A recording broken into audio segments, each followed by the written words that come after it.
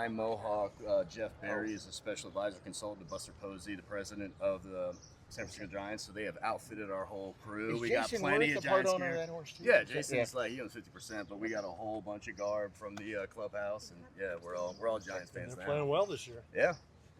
So, All right, tell us about Flying Mohawk. He was flying at Yeah. the end of that last race. And Yeah, no, he ran really well in at Turfway, and that was kind of the whole plan was to see if we could get him, a spot where we could see if he was going to be competitive against these type, 3-year-olds, and a spot to get him possibly into the Derby. And plan went really well. We would have liked to have won, but he didn't have the best trip, and Flannel Gambit's a really nice horse, so we ran good enough to get where we needed to go.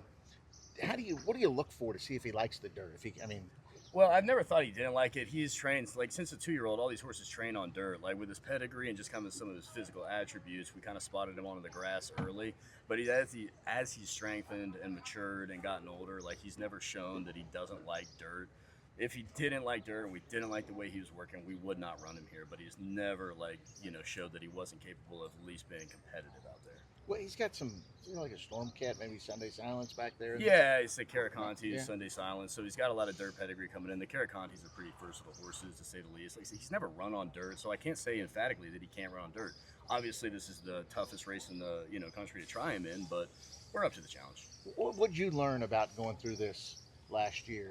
Don't stress out about it. Like, you can prepare, you can do everything you want, but the second those gates open, everything you've done is out of your control. They can get slammed or jostled, and at the end of the day, you just, you process, execute, get everything as ready as you can, and then the rest is up to, there's universal forces that move things. Stay out Did of the you hospital. stress out Yeah. last year? Not stress out, but it's like when you're in this high pressure situation, there's certain things that you want to control or you want to get ahead of that you just can't. And there was some, things that we had to deal with Honor Marie that, if this year it looks like I'm not going to have to. So, like I said, there's elements of stress, and as you go through it, you learn like what's really worth worrying about and what's just part of it. What were you looking for in the work today, and what did you see out there? That's what I was looking for. Just, good solid, 5/8, which they did that a minute flat. That's, on anybody's watch, a good time. Galloped out well, 13 flat, and then just kept moving. I worked him with Honor Marie, who obviously ran in the Derby last year. We know he's a good horse. They're a good team. And like I said, we just wanted something smooth, fluid, together, and they did just that.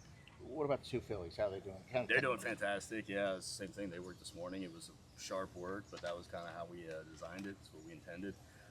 Both are coming off. I mean, Simply Joking's 5 weeks from her last race, and Drexel 9 weeks, something like that. So just wanted something sharp, kind of get them a good blow when they got back. Get some wind in their sails, and hopefully, next week we'll come back with something easy. But really happy with how they're coming.